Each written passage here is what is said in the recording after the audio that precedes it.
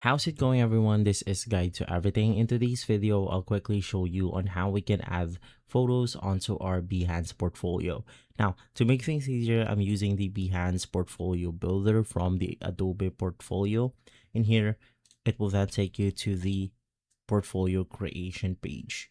Now, of course, let's click on the add page option to add our page onto this brand new portfolio.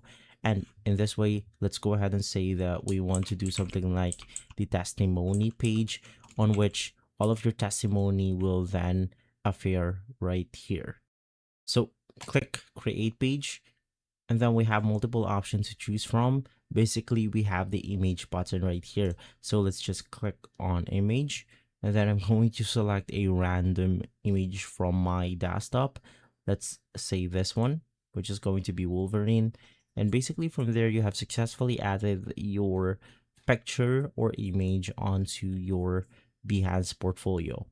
And so you can customize this the way you want to. It doesn't really matter, but that's about it. If this video has been helpful, leave a like, subscribe, and follow Guide to Everything for more videos like this. And as always, thanks for watching.